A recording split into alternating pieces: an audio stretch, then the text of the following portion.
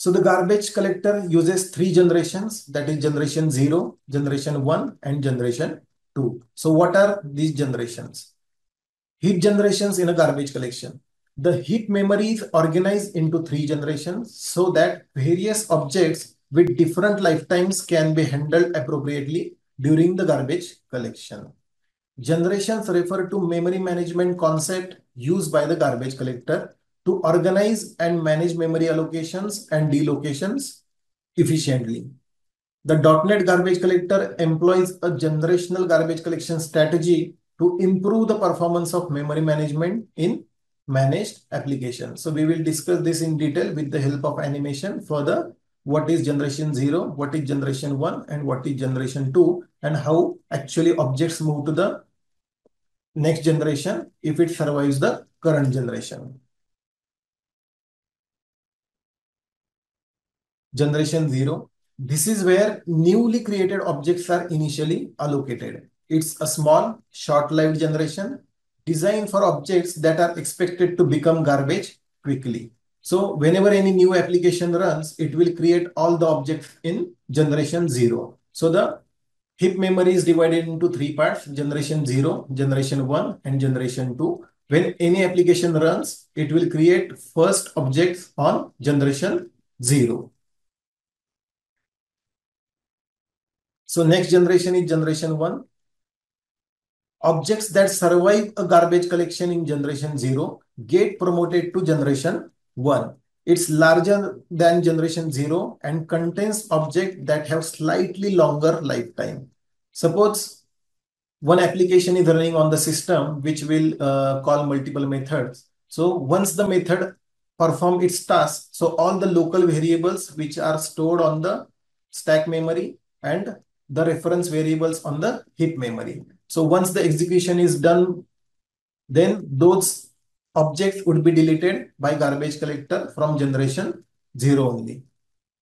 So there are different types of application routes we have already discussed. There are global variables which would be used by different methods in the application. So the global variables have a bigger lifetime than the local variables. So those variables would be shifted to generation 1 which survive the generation 0.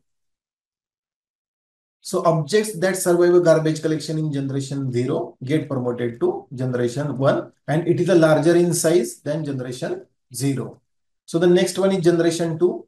This is the largest and longest life generation.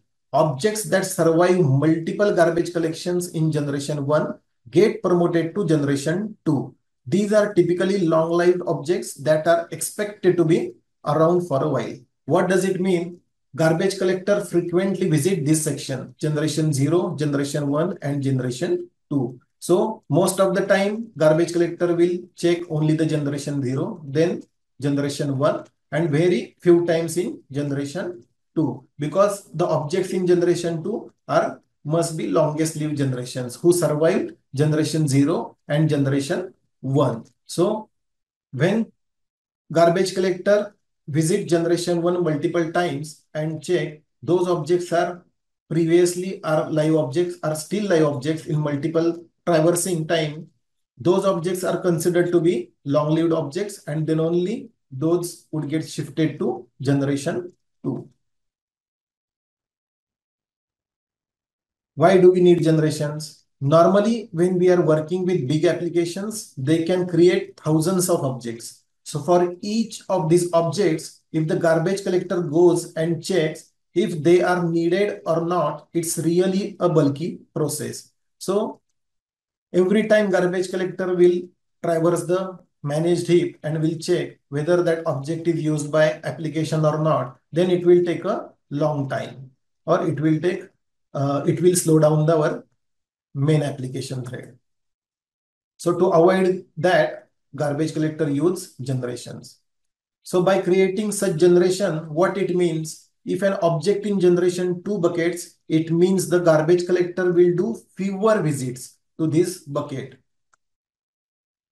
The reason is if an object move to generation 2, it means it will stay more time in the memory. It's no point going and checking them again and again.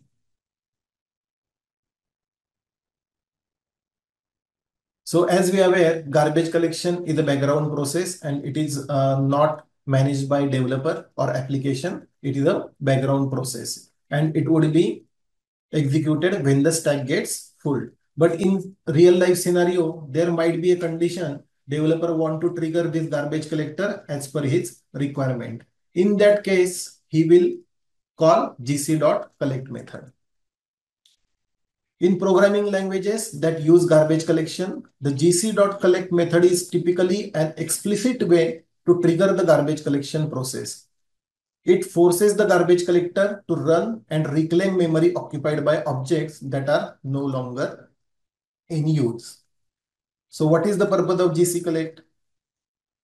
Manual invocation. So as we have already discussed, when developer want to manually trigger garbage collection, in that case, gc.collect method will get called by developer in their application. Garbage collection is usually automatic process.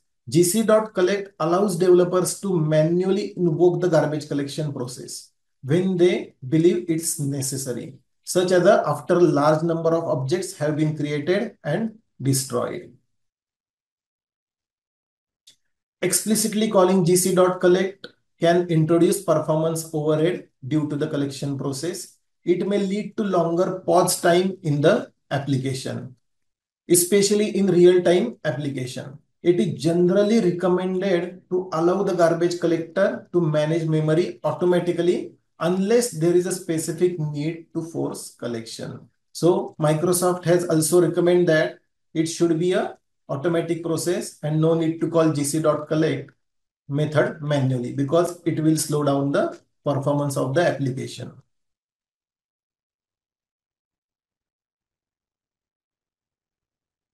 So let's discuss generations of the garbage collector. So this is the generation 0.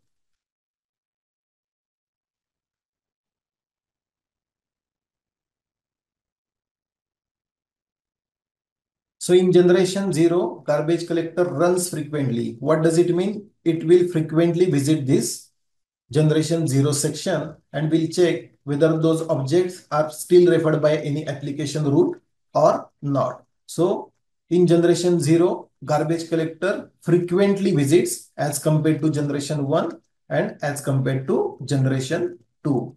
So for example, every 5 minutes, every 15 minutes, and for every 30 minutes. So most frequently visits garbage collector in generation 0, after that generation 1, and then generation 2. So those objects survived in generation 0 would get pushed into the generation 1, and those objects survived in generation 1 finally pushed into the generation 2. So generation 0 are short-lived objects, generation 1 are long-lived objects as compared to generation 0, and in generation 2 a very long-term objects would be stored on generation 2. So suppose there is an application root 1 which creates object 1 and object 2 in generation 0. Application root 2, that is static objects, would be stored on generation 0. And the third application root, that is global objects, would be stored on generation 0. After some time, the first root is closed or finished its task.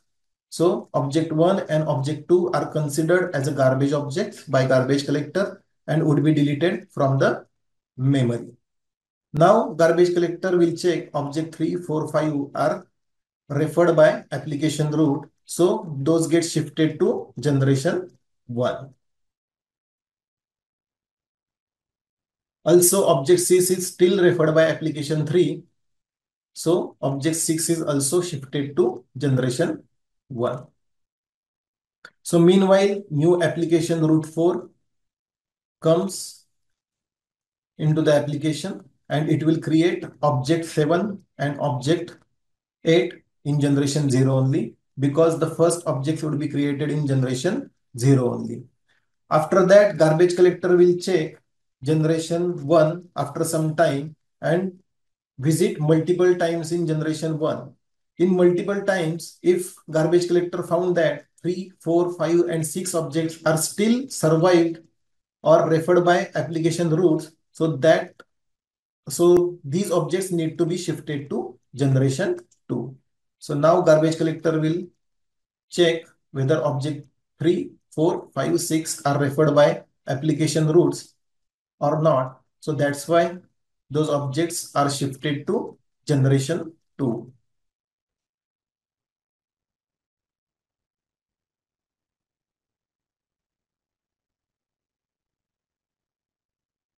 So meanwhile, application route 4 has completed its task and object 7 and object 8 should be deleted from the managed heap. So as we are aware, garbage collector frequently visit generation 0. So it will check whether object 7 and 8 is used by any application route or not, and it would delete those objects from the memory. So after some time, it will again visit generation 2 and will check whether 3, 4, 5 objects are used by the any application route. Yes, but object 6 was referred by application route 3 has complete execution and not referring that object. So that's why garbage collector will delete that object immediately. So these are the objects survived generation 0 and generation 1 multiple times. That's why it would get shifted to generation 2. So these are the long-term objects which are required in our application. So this is the whole algorithm followed by the garbage collector.